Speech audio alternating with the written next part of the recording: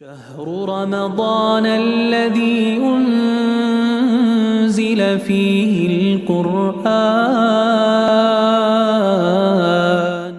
ہمیں ذرا یہ بتائیے گا کہ فطرانہ کیا ہے اور اس کے پیچھے کیا روح کار فرما ہے جس کو اس کی ادائیگی میں ہمیں پیش نظر رکھنا چاہیے؟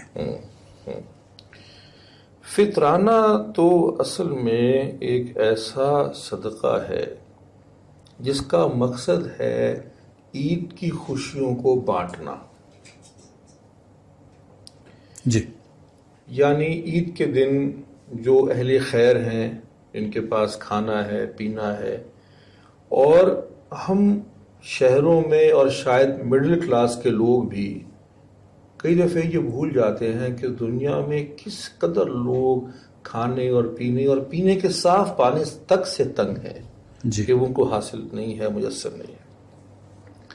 فطرانے کی روح یہ ہے کہ آپ عید کے دن خاص طور پہ ان کے ساتھ وہ خوشیاں شیئر کریں. یعنی کہ عید کے دن آپ کھا رہے ہیں پی رہے ہیں، اور ایسے لوگ دنیا میں تو نہ ہوں مسلمان ہوں جو بیچارے آپ کے ہی کہیں قریب ہوں، محلے میں ہوں یا شہر میں ہوں، اور ان کو اس دن بھی کھانا میسر نہ ہو سکے. جی بجا تو اچھی طرح سے وہ بھی آپ کی خوشیوں میں شریک ہوں. چنانچہ اس کی طے ہے، وہ اخبارات میں آتا ہے، ٹیلی ویژن پہ آتا ہے، نیٹ پہ آتا ہے.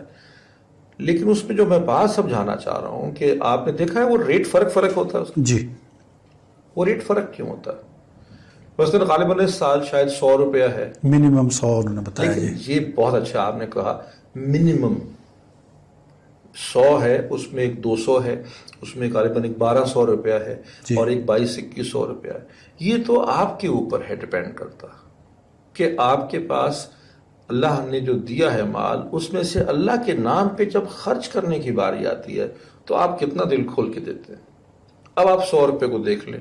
ایک آدمی جس کے لیے 100 روپے دینا ایک کام ہے، وہ 100 روپے کے حساب سے پر ہیڈ اپنے گھر کے افراد کا حصہ صدقہ فطرانہ نکال دے. ایک آدمی ایسا بھی ہے جس نے عید کے دن پتہ لگا جی 10,000 روپے کی دعوت کی ہے، تو اس کے تو پورے گھر کے لوگوں کی طرف سے 600 روپے کا فطرانہ بنتا نہیں ہے نا. تو جتنی حیثیت ہو، تو یہ فطرانے کا ریٹ کوئی ایسا نہیں، منیمم 100 روپیہ ہے. لیکن اگر آپ کو اللہ نے توفیق دی ہے تو آپ اور زیادہ دیں، اور کوشش کریں کہ تھوڑا سا بڑھ کر ہی دیں.